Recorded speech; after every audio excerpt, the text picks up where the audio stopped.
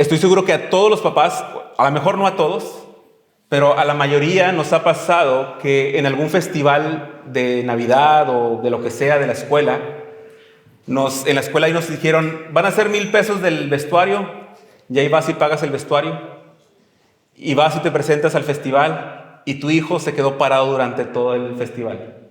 Se quedó ahí como un árbol, ¿no? O sea, ¿y cómo le fue a tu hijo? ¿De qué salió? Y decimos, salió de árbol porque no se movió, no hizo nada. Y tenemos esta idea de que los árboles no hacen nada. Pero voy a dar una clase breve de ciencias naturales o recordando un poquito las ciencias naturales. Porque realmente los árboles hacen mucho y trabajan mucho. Se ven ahí estáticos, se ven parados, se ven sin moverse, pero realmente por dentro está pasando toda una fiesta. Y recordemos al menos 3 cosas que hacen los árboles. La primera es la fotosíntesis. Y esta es como las hojas actúan como unos paneles solares que capturan la luz del sol, absorbe el dióxido de carbono del ambiente, junto con el agua fabrican su propio alimento y energía y a la vez purifican el aire que respiramos. Es decir, los árboles están ahí aparentemente no haciendo nada, pero están haciendo algo, están transformando energía. La otra cosa es la absorción de la raíz. Bajo la tierra, el árbol hace su trabajo constante, sus raíces se empiezan a expandir hasta encontrar fuentes de agua, minerales y nutrientes para su crecimiento. Y otra cosa que leí o que investigué es que los árboles también tienen como un sistema vascular de distribución. Una vez que agarran energía, una vez que agarran minerales del suelo, de sus raíces, hay algo que se llama el xilema, que sube el agua hacia las hojas, y el floema, que baja el alimento procesado hacia el tronco y las raíces. Entonces, a través de todos estos elementos naturales, el árbol está creciendo. Así que si tu hijo algún día vuelve a salir de árbol, nunca más digas que no estaba haciendo nada, porque ser árbol es algo difícil. Hasta este punto de Gálatas, nos hemos dado cuenta que no somos salvos por las obras, sino somos salvos solamente por la fe en Cristo Jesús. Y estoy seguro que tú y yo hemos lidiado constantemente con este pensamiento de, entonces no hay que hacer nada. Entonces mi vida cristiana es completamente pasiva. Solamente yo me quedo quieto y Dios hace todas las cosas dentro de mí, y Él tiene que hacer todas las cosas, yo no tengo que hacer absolutamente nada. Y ya hemos dicho en los últimos 2 sermones que eso es un error. Eso no enseña la palabra. Y justamente el texto que tenemos delante es importante que prestemos atención, porque vamos a ver cómo es que el creyente se esfuerza y trabaja en el Espíritu. Vamos a ver cómo estos frutos espirituales, o este fruto del Espíritu, que contiene varios elementos, es realidad en la vida de un creyente. Y yo te quiero demostrar lo siguiente: trabaja en el Espíritu por el fruto del Espíritu. Trabaja en el Espíritu por el fruto del Espíritu. ¿Ok? Piensa en esta idea que quiero demostrarte durante esta parte de la carta a los Gálatas.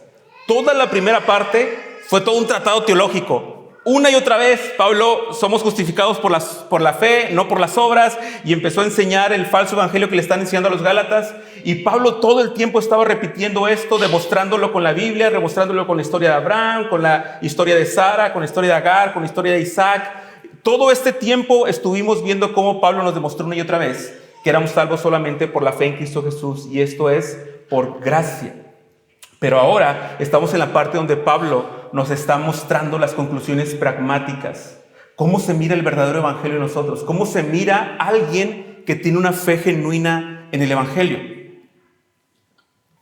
Y nuevamente, pareciera que todo lo que se ha dicho antes nos deja como una sensación de qué bueno que ya no tengo que cumplir la ley, qué bueno que ya no soy salvo por obras, entonces tengo que descansar en la gracia y no tengo que hacer nada. Nadie debe juzgarme por todos los pecados que hago, o nadie debe juzgarme por mis decisiones.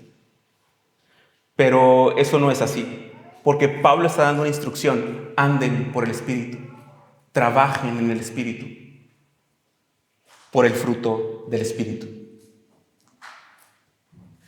No hay nada más alejado de la verdad del Evangelio que creer que no tienes que hacer nada en el Evangelio. No hay nada más alejado de la verdad que creer que no debes de esforzarte en tu vida como cristiano. Pero el tema es que si vamos a esforzarnos a trabajar, lo tenemos que hacer en el poder del Espíritu y no en nuestro propio poder ni en nuestra propia capacidad. Y lo que quiero proponer es que esto que vamos a ver es muy parecido al trabajo que hace un árbol. Parece que no hace nada, pero está haciendo mucho. Es decir, tú ves a un árbol y ves que está medio flaco, medio feo, y después de la nada empieza a florecer. Parece que no hacía nada, pero empezó a florecer. En casa tenemos un árbol y mi árbol está bien feo. Bueno, estaba y se va recuperando. Todos los árboles de los vecinos estaban bonitos y daban sombra. Más el de Rafa, que está bien frondoso. Y realmente siempre que veía mi árbol decía, lo voy a cortar, no da sombra, está bien feo. Y veía a Rafa salir feliz al trabajo y decía, debe ser porque su árbol sí da sombra. Pero hace poquito mi árbol dio fruto. Se hizo un poquito más frondoso y ahora llego en la camioneta y descanso en una sombra que da justo en mi asiento del conductor. Pareciera que el creyente no está haciendo nada porque confía en la gracia de Dios, pero el trabajo que está haciendo tarde o temprano da frutos evidentes de que ha creído verdaderamente en el Evangelio. Y lo que vamos a ver aquí es el mandato de Pablo para nosotros diciendo, trabajen por el Espíritu. ¿Qué es lo que tiene que hacer? Y eso lo voy a contestar un poquito hasta el final, pero primero quiero responder por qué necesitamos trabajar en el Espíritu. Y fíjate lo que dice Pablo en el versículo 16. Anden en el Espíritu y no cumplirán el deseo de la carne. Es decir, la inercia del creyente verdadero es desear cumplir con el Señor, es desear ser obediente a Cristo. Si tú eres un creyente verdadero, tú no deseas regresar a tu pecado, tú no deseas regresar a la vida antes de conocer a Cristo. Asumimos que tú estás luchando contra tu pecado, contra las necesidades que hay en tu vida, y asumimos que si Dios te libró de tu pecado verdaderamente y el Señor te perdonó, estás luchando para ser obediente a Cristo. Eso es lo natural. Pablo va a dejarlo bien claro. Anden por el Espíritu y no cumplirán con el deseo de la carne. Es decir, asume que los verdaderos creyentes, o debemos de asumir que los verdaderos creyentes estamos buscando no regresar a nuestra vida anterior cuando estábamos lejos de Cristo o en pecado. Y la única manera para no regresar a esa vida es trabajar, es andando en el Espíritu. Y ya sea que queremos regresar en dos direcciones. Hay dos direcciones. La primera es el libertinaje. Pablo dijo la semana pasada hablamos y dijimos que Pablo mencionó que no queremos regresar a usar nuestra libertad como excusa para darle rienda suelta a todos nuestros deseos, a todas nuestras pasiones. No queremos vivir como dice la canción, dar a tu cuerpo alegría Macarena. Esa no es nuestro lema de vida. Nuestro lema de vida es vivir en obediencia al Señor porque Él nos salvó del pecado. Él nos salvó del castigo por nuestro pecado y nos dio vida y vida eterna en Cristo. Y los verdaderos creyentes queremos cada día crecer más y más al Señor. Este es un rasgo muy importante en un verdadero creyente. Si tú has creído en el Evangelio de Jesucristo, el rasgo que te distingue no es que ahora usas corbata y saco necesariamente, sino que ahora deseas crecer en el Señor. Deseas alimentarte de la palabra del Señor. Ahora te estás dando cuenta que hay cosas que tienes que cambiar en tu vida como esposo, como esposa, como hijo, como trabajador. Y ahora deseas que la gracia del Señor te siga transformando de acuerdo a la imagen de Cristo. Pero también está la otra parte, donde tú muchas veces quieres darle rienda suelta a tus deseos carnales siendo súper disciplinado en la fe. Y muchas veces no es porque quieres crecer espiritualmente, sino porque quieres sentirte que eres superior a los demás. Yo sé más, yo entiendo más, yo sirvo más. Y eso sigue siendo un deseo carnal. Sigue siendo el deseo de compararte con los demás. Sigue siendo el deseo de creerte más que los demás. Y es un deseo pecaminoso. Entonces, lo primero que tenemos que trabajar en el Espíritu, el primer porqué, de trabajar en el Espíritu es porque la naturaleza de un verdadero creyente está dirigida a la restauración que vive en Cristo y no regresar a la vida pasada. Por inercia deseamos acercarnos al Evangelio y ser transformados al Evangelio. Si le hiciéramos caso a todos nuestros impulsos, que a veces tenemos, sería terrible, ¿no crees? Pero tú y yo no hemos recibido el espíritu del mundo, sino hemos recibido el Espíritu de Dios que nos guía y nos ayuda a controlarnos y a vivir de acuerdo a la voluntad del Señor. La segunda razón por la que tenemos que trabajar en el Espíritu lo dice el versículo 17. Porque el deseo de la carne es contra el Espíritu y el del Espíritu es contra la carne. Pues estos se oponen el uno al otro, de manera que ustedes no pueden hacer lo que deseen. Hay una verdad bien importante en este texto que no podemos dejar pasar. Y esta verdad es que aunque ya hemos sido santificados y salvados, y tenemos la promesa que por pura gracia estaremos con Cristo para siempre y que Él regresa por nosotros, también tenemos que decir que aún hemos sido transformados completamente como deberíamos ser. Cuando le veremos, cuando Él regrese, cuando le veamos, seremos semejantes a Él. Hasta ese momento, de aquí hasta que ese momento pase, estamos siendo transformados. Hay algo en la teología que se le llama el sí, pero todavía no. Y es una respuesta muy teológica. Es decir, ya somos salvados, decimos sí, ya fuimos salvados en Cristo en la cruz del Calvario por la fe, pero todavía no, porque esperamos que Cristo regrese y nos salve. ¿Ok? Ya hemos sido hechos santos. Sí, porque Cristo en la cruz del Calvario nos perdonó y nos salvó eternamente y para siempre. Pero todavía no, porque seguimos siendo santificados y seguimos creciendo en la imagen de Cristo.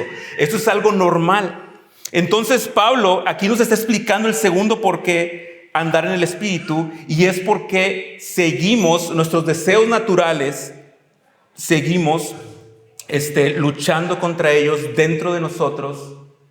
Y seguimos confiando en el Señor para que Él nos transforme y nos cambie. Y mira, un verdadero creyente se da cuenta de cuando sus afectos han sido transformados.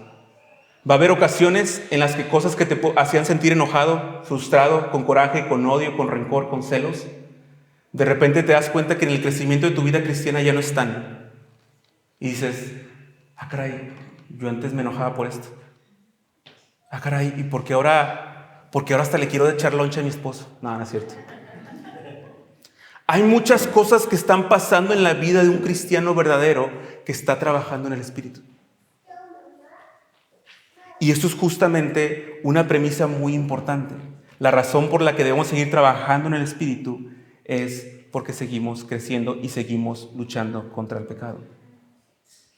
Si estamos enraizados en la palabra del Señor, lo que va a suceder naturalmente es que el fruto del Espíritu de Dios va a comenzar a brotar en tu vida y vas a comenzar a glorificar a Dios con todo lo que haces. Pero hermanos, debemos de ser conscientes de esta lucha. El Señor ha decidido perdonar nuestro pecado, los pasados, los presentes y los futuros, pero el Señor ha decidido que sigamos luchando con esta naturaleza pecaminosa, pero no estamos solos, ahora estamos fortalecidos. Y lo explico de la siguiente manera. Si yo dejo un pastel de chocolate en la barra de mi casa y le digo a mis hijos, no se lo vayan a comer porque no es de nosotros, en el mundo ideal, si nuestros hijos fueran robots o una inteligencia artificial que nos obedece completamente, por lo pronto después nos van a conquistar, pero por lo pronto nos obedecen, en un mundo ideal diríamos, con esa instrucción fue suficiente. Ya le dije que no se lo comiera. Pero ¿qué hacemos como padres? Sabemos los impulsos de nuestros hijos. Y si los repetimos otra vez, no se vayan a comer el pastel de chocolate. Y vemos que andan por ahí cerca y le dices, no se vayan a comer el pastel de chocolate. ¿Y te has dado cuenta que los niños no se ofenden? Porque saben que su impulso están viendo que te despistes para hacer lo que les dijiste que no hicieras. Esta realidad nos debería hacer más humildes y más nobles cuando un hermano en Cristo nos trate de ayudar a ser obedientes. ¿Por qué? Porque no es que el hermano piense mal de ti, sino que por naturaleza tú y yo seguimos luchando con el pecado. Si Alejandro me cuenta que su trabajo le están invitando a hacer un negocio chueco, y yo le digo, Alex, no vayas a hacer eso porque acuérdate que tu fidelidad al Señor está por encima de cualquier trabajo y de cualquier provisión.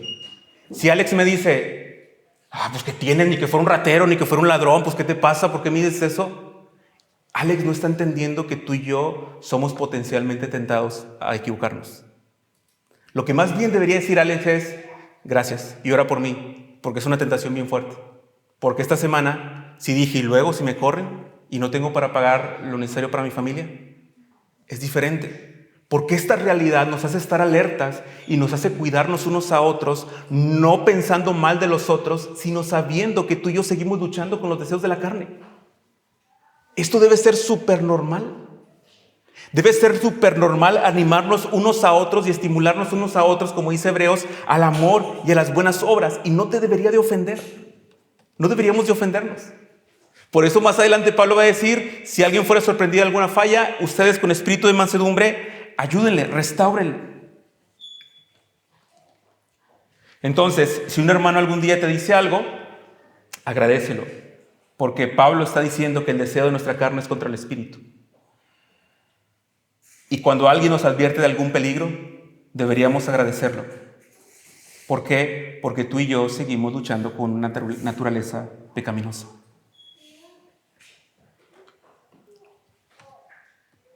Dice Efesios 4, 22 al 24.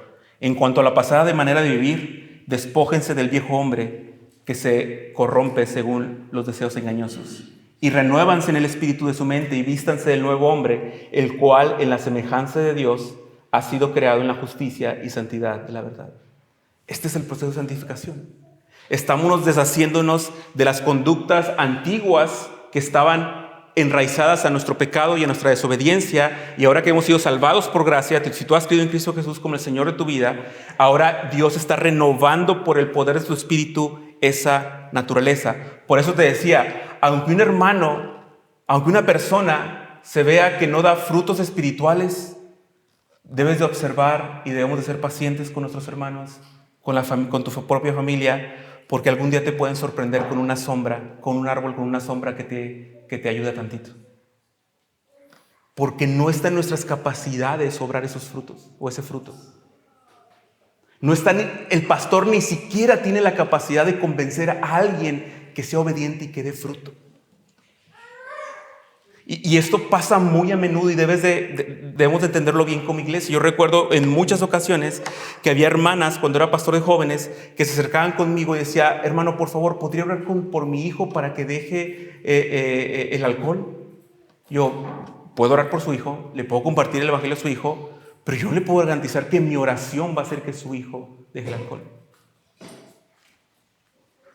Muchas veces creemos que está en nosotros, en la religión o en las cosas que hacemos, el que Dios garantice algo, pero no está ahí. Está en una plena dependencia del Señor y de la gracia de Dios. Toda transformación y todo bien para nosotros está en las actitudes y en las acciones en las que demostramos que dependemos completamente del Señor. Por eso orar es bueno para pedir la misericordia de Dios, que en su favor nos transforme o transforme nuestra vida o de las personas que amamos y queremos. Entonces,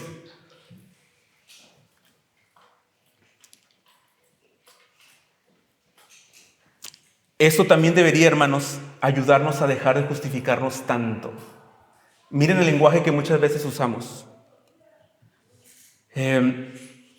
Cuando le estás contando algo, un problema del trabajo a alguien que está pasando y te estás equivocando, lo que sea, generalmente decimos cosas como, o sea, no es porque yo sea rencoroso. De hecho, yo me llevo bien con todos. No es que tenga algo en contra de él, sino que quiero que el trabajo salga bien. De hecho, yo soy bien generoso. No es que no lo quiera ayudar. Si te pones a pensar, constantemente usamos frases echándonos porras a nosotros mismos. En nuestra mente somos las mejores personas del mundo. En lugar de eso deberíamos decir, mira, por la gracia de Dios, yo antes era bien rencoroso. Y tiendo a guardar rencor. Pero puedo ver que el Señor me está perdonando. Puedo ver que el Señor me está restaurando. Así que ayúdame a orar para que yo no tenga rencor. ¿Te fijas cómo es completamente diferente? Justificarte pensando que haces todo bien, en lugar de decir, sí, yo quiero ser guardado del pecado, yo quiero ser guardado de la desobediencia. Y esa es justamente la idea del Salmo. ¿Por qué tenemos que trabajar en el Espíritu? Porque nuestros deseos son contrarios a la voluntad del Señor. Pero el Espíritu tiene para nosotros la transformación, dice el 18, pero si son guiados por el Espíritu no están bajo la ley. Es decir, los creyentes, hermanos, en Cristo, en el Evangelio, son los únicos que pueden decir que a pesar de ser potencialmente desobedientes, potencialmente rencorosos o envidiosos, tenemos al Espíritu de Dios que nos transforma. Es decir, somos potencialmente rencorosos, pero gracias a Dios que nos ha dado su Espíritu Santo que nos transforma y nos guía. Y eso es lo que vamos a terminar explicando mejor al final. Pero la ley no tenía la posibilidad de transformar el corazón humano.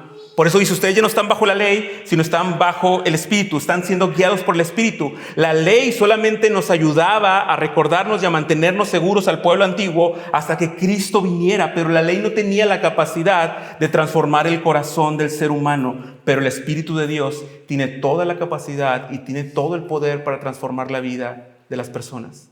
Y es un cambio radical, asombroso y maravilloso que el Espíritu Santo obra en nosotros por la fe y por gracia, para el bien de nosotros y para la gloria de Cristo.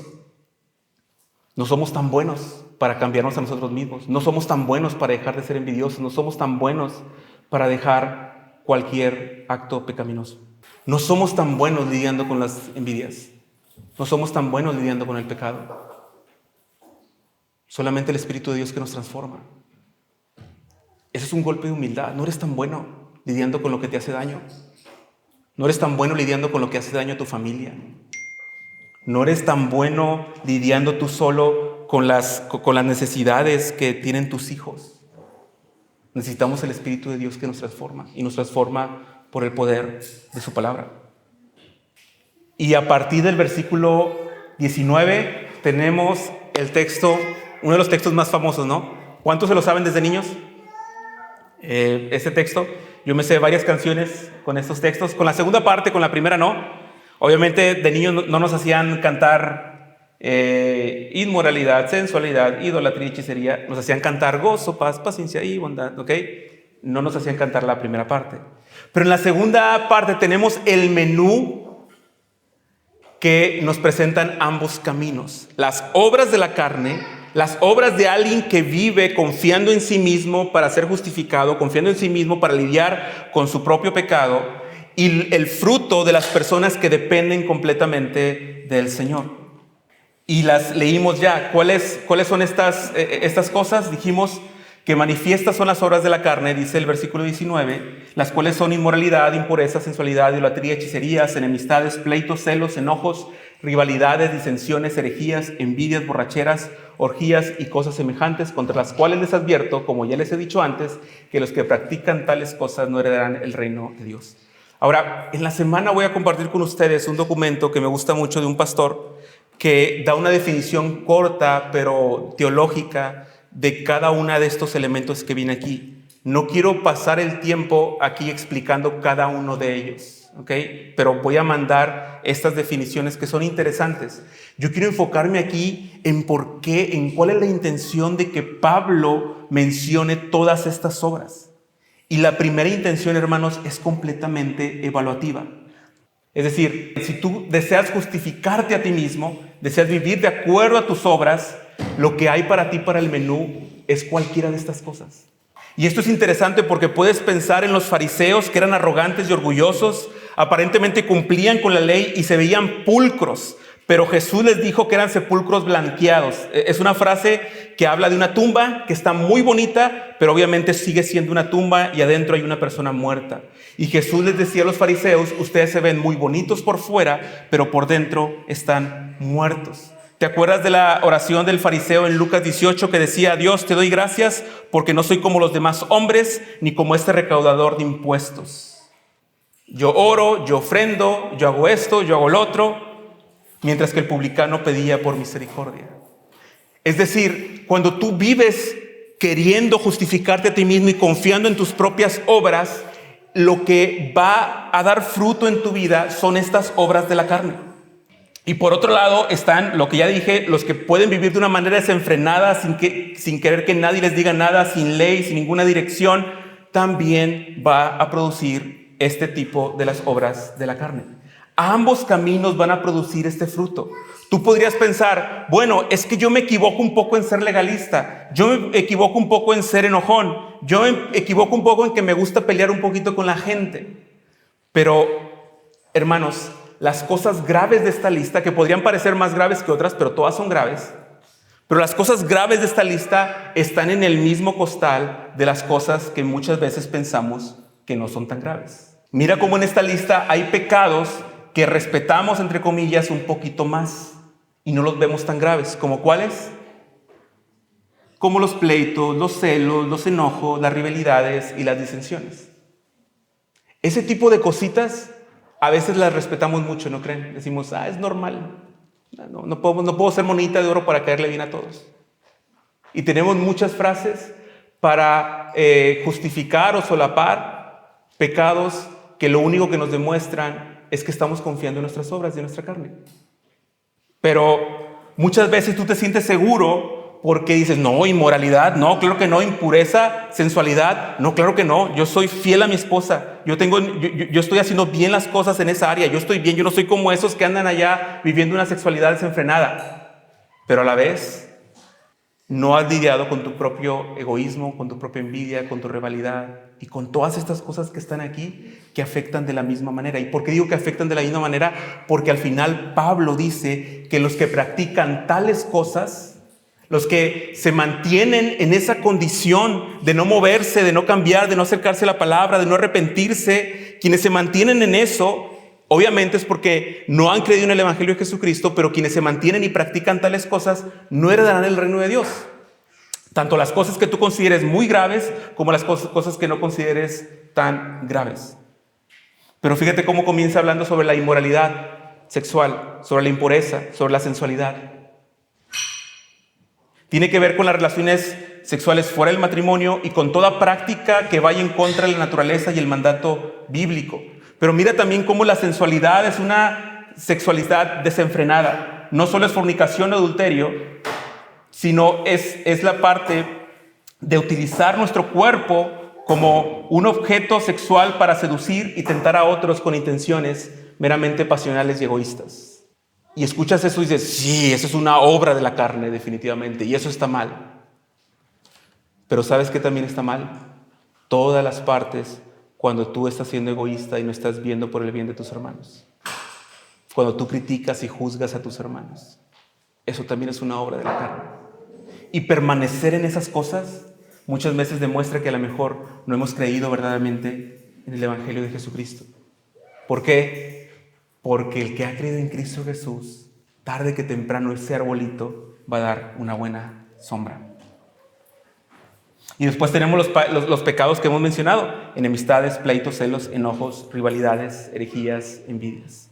Y al final están como todas estas partes de borracheras y orgías, estos afectos desenfrenados de consumir sustancias y de perder la capacidad de decisión. De hecho, borracheras y orgías es una misma oración y se está hablando de todo este desenfreno que sucede cuando tú usas sustancias para olvidarte de ti mismo y de muchas cosas. Los que practican tales cosas, dice Pablo, no heredarán el reino de Dios. No importa que te sientas menos pecador que otro. Si tú has conciliado en vivir de esta manera, es que posiblemente no has rendido tu vida a Cristo como el Señor de tu vida. Es posiblemente no has pedido perdón por tu pecado y no has venido a la fuente de la vida. Así que te animamos a venir a la fuente de la vida, que es Cristo. Y si tú estás metido en todas estas cosas y dices, Josué, es bien difícil, yo creo que no puedo, yo manejo así mi vida, mejor yo veo cómo la resuelvo, o primero dejo de hacer algunas cosas y después vengo y escucho, no vas a poder. Porque la carne es contra el espíritu y el espíritu es contra la carne, ya lo dijimos eso. Lo que tienes que hacer para librarte y para ser fortalecido y victorioso de todas estas obras de la carne es vivir en el espíritu, es vivir en la fe del Hijo de Dios, el cual, cuando tú pones tu fe en Cristo Jesús, te arrepientes de tus pecados, pareciera que aún no pasa nada, pero te aseguro que dentro de ti, como dice la Escritura, de su interior correrán ríos de agua viva y realmente la presencia de Dios en tu vida va a comenzar a hacer cambios. No hay forma en la que alguien que haya dicho, yo he creído en Cristo Jesús y le he entregado mi vida a Cristo y ahora vivo para Él, es imposible que esa persona no pueda ver el testimonio de transformación en su propia vida y que otros también lo puedan ver. Dios no te está pidiendo que en tus fuerzas dejes todo esto, sino que Dios envió a su Hijo Jesucristo a morir en la cruz del Calvario para perdonarte a ti y a mí y para que ese evangelio nos provee de redención, de perdón, de transformación y de vida. Maravilloso, ¿no? Pero bueno, llegamos al final. ¿Qué significa entonces andar en el Espíritu? Ya nos dijo Josué que trabajemos por el Espíritu. ¿Para qué? Para andar en el fruto del Espíritu. Trabajemos en el Espíritu por el fruto del Espíritu. Y ahora, esta idea de andar en el Espíritu, solo quiero decirte algo, no es una idea abstracta.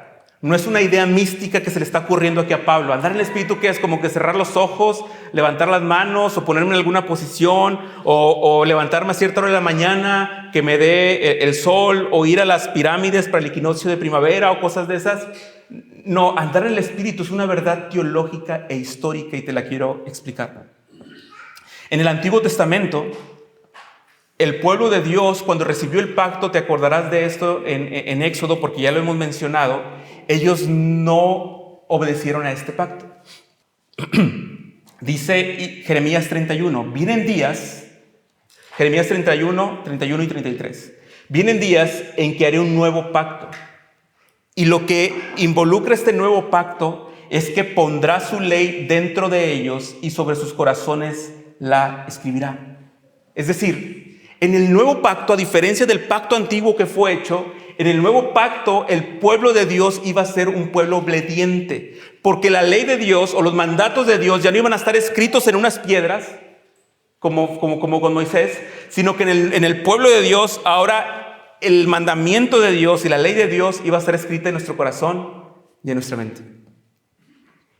Mira, yo recuerdo mucho cuando yo entregué mi vida a Cristo y yo creí en Cristo Jesús. Yo fui un niño que creció en la iglesia, como todos los que andan aquí, pero yo creí en Cristo verdaderamente hasta mis 17 años.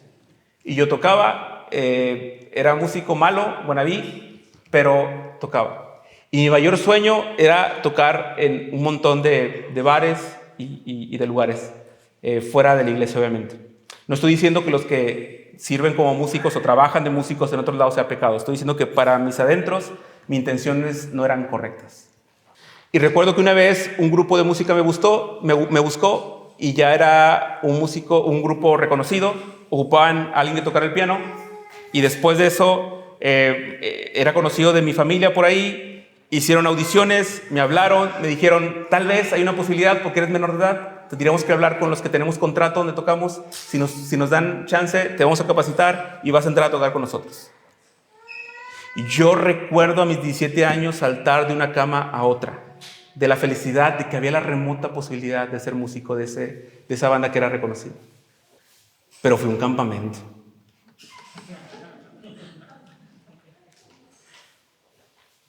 Y en el campamento me encontré con Cristo. Y recuerdo tanto ese momento. Se me olvidó todo, regresé a mi casa después de ese campamento y recibo la llamada del dueño de la banda. Me dice, Josué, ¿está todo listo? ¿Puedes venir con nosotros a ensayar? Cuando me dijo esto, yo dije, caray, ya no está eso de brincar en la cama. Se había ido. No es por... Yo sabía que lo deseaba con todas mis ganas. Porque hasta hacía enojar a mis papás eso. Es que yo fuera a hacer eso, los hacía enojar. Pero algo había cambiado. Y estoy seguro que no fue una decisión buena que yo tomé. Fue la gracia del Señor transformándome. Ahora, ¿eso quiere decir que todo pasa exactamente igual? No. Hay veces que vas a tener que luchar contra tu pecado para ser obediente a Cristo y vas a buscar ayuda con la iglesia para que te ayuden a ser obediente a Cristo. Pero esas cosas a veces pasan para demostrarte que la salvación de Dios y la santificación de Dios es por gracia, y lo que Dios está haciendo es cambiar tus afectos y mis afectos y transformándolos de ser un pueblo desobediente a ahora un pueblo que obedece voluntariamente. Y para mí fue tan fácil, por la gracia del Señor, decirle a este hombre, no, ya no quiero. Perdón, mis prioridades cambiaron, voy por otro camino. No fue una obra mía, no es una estrellita para mí, porque hace una semana yo estaba saltando de gusto por la posibilidad. Hermanos, la obra de Dios en nuestras vidas es real y verdadera, pero tenemos que trabajar por el Espíritu. Y trabajar por el Espíritu, según lo que estamos viendo en el Antiguo Testamento, es una idea importante de que el nuevo pacto iba a hacer que Dios iba a transformar a las personas e iba a poner dentro de sus corazones y de sus mentes la ley de Dios. Y estoy seguro que si tú has creído en el Cristo Jesús realmente y has entregado tu vida a Cristo y has creído genuinamente, podrás tener evidencias de esto, que Dios ha cambiado tu corazón, que Dios ha cambiado tu vida, porque eso es lo que prometía el nuevo pacto. Después en Ezequiel 36, 24 y 27, hablando sobre el nuevo pacto, otro profeta que profetizó todo esto como 600 años antes de Cristo, dice, pero entonces los tomaré de las naciones, estoy en Ezequiel 36, 24 y 27, entonces los rociaré con agua limpia y quedarán limpios de todas sus inmundicias y de todos sus ídolos los limpiaré. Además les daré un corazón nuevo y pondré un espíritu nuevo dentro de ustedes.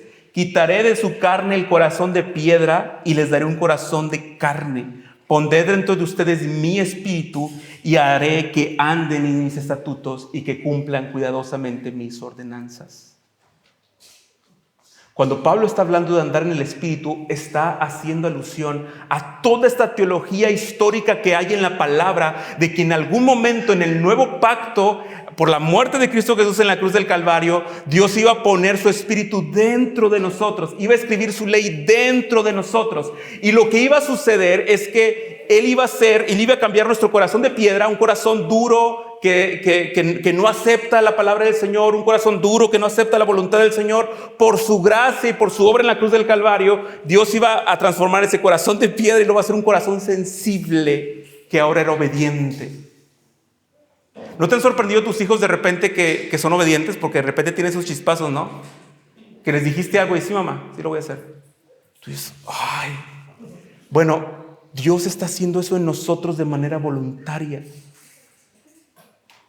Es decir, por la obra de Cristo Jesús en la cruz del Calvario, Él está perdonando nuestros pecados, y los que han puesto su fe en Él y están en el nuevo pacto, entonces tienen a su Espíritu dentro. Y el Espíritu no es una idea abstracta, porque hoy en día hay muchos lugares, hay muchas personas que pueden decir, es que el Espíritu de Dios me dijo, o es que Dios me dijo, es que el Espíritu me dice que vaya por acá, es que el Espíritu me dice que vaya por allá. Bueno, esa idea es una idea abstracta que no corresponde a la verdad de la palabra.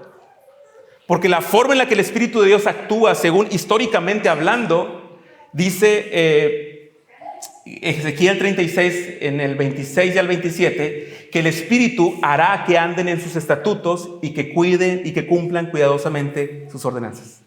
Es decir, la obra del Espíritu de Dios es que nos ayuda a andar en la verdad de la palabra.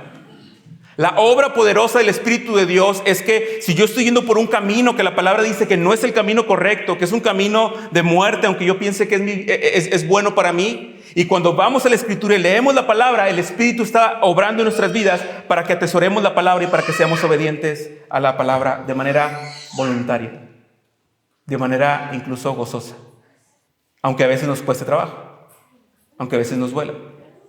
Efesios 1:13 dice que al creer en el Evangelio de Jesucristo fuimos sellados en Él con el Espíritu Santo de la promesa. ¿Cuándo sucede esto, que el Espíritu viene a vivir a nosotros?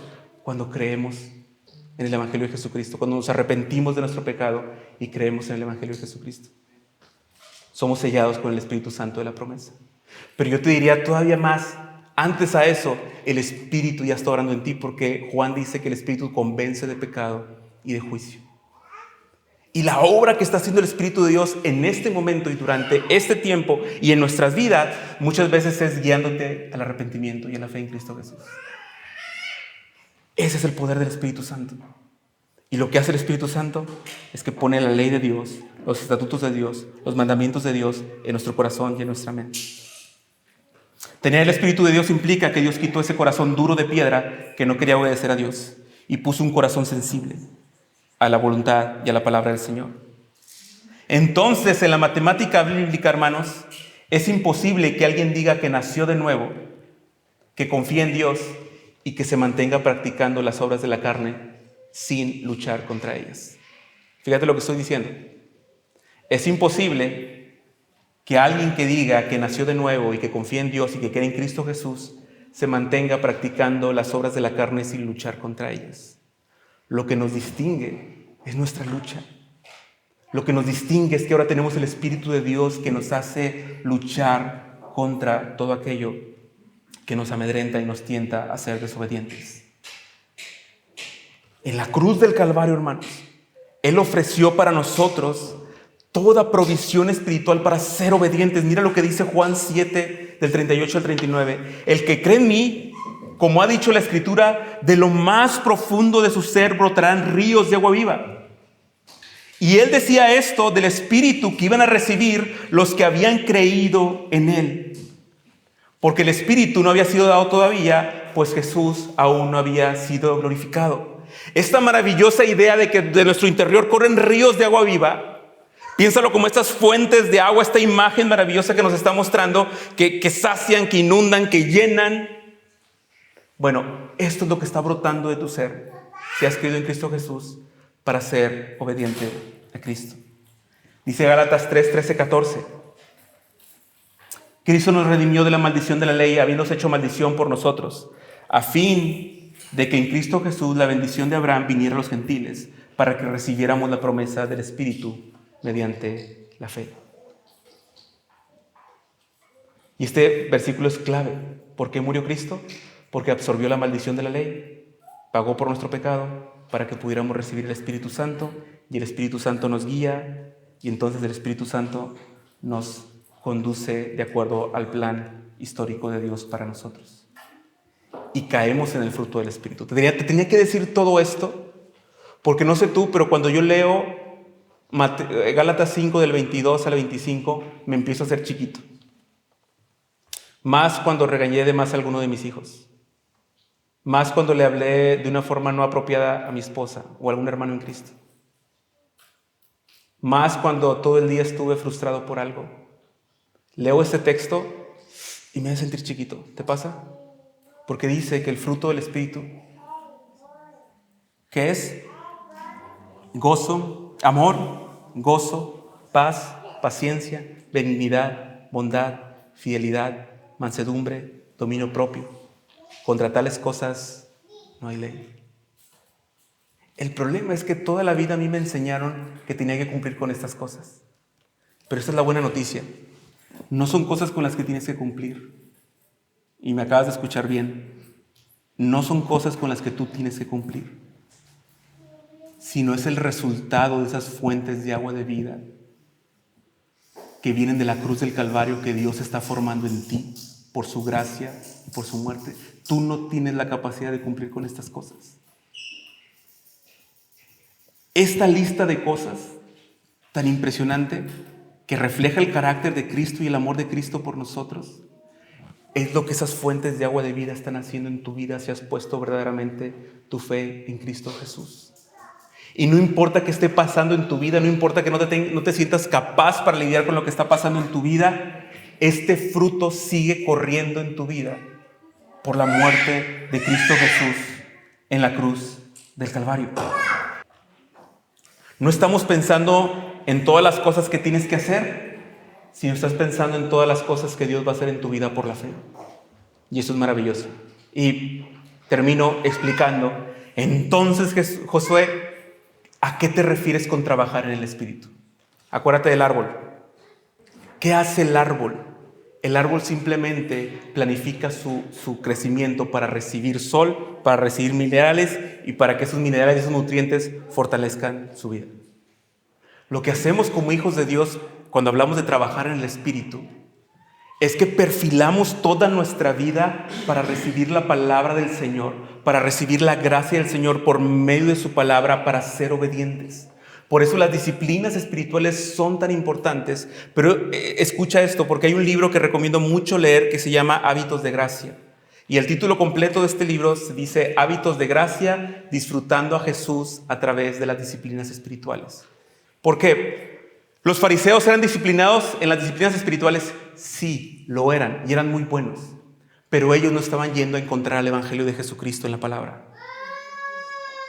Jesús les dijo, ustedes escudriñan las Escrituras porque les parece que ellas les dan la vida. Y sí, ellas les dan la vida, pero no quieren venir a mí para que tengan vida. Y las Escrituras son las que dan testimonio de mí y ustedes no vienen a mí para que tengan vida.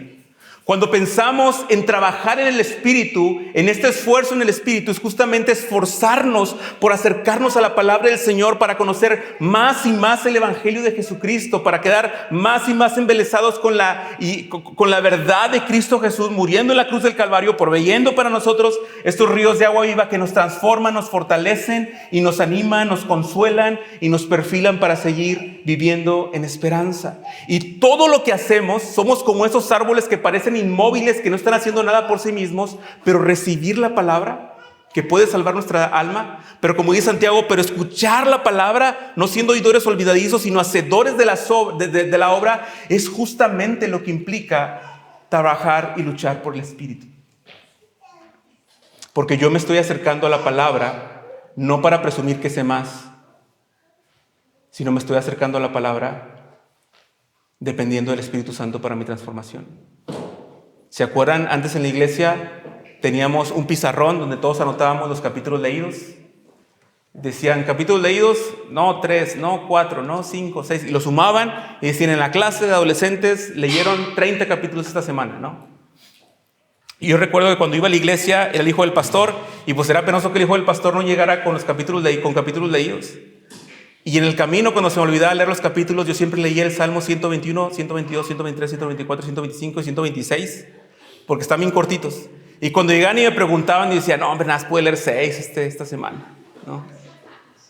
¿Cuál es mi intención? Solamente pasarle y que no me vieran mal. Pero esa no es la razón para acercarnos a la palabra del Señor.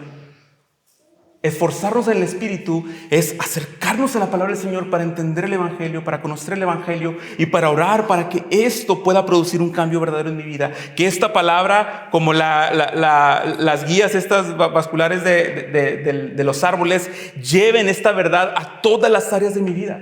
Prácticamente yo diría que el trabajo de los árboles es que son expertos en recibir.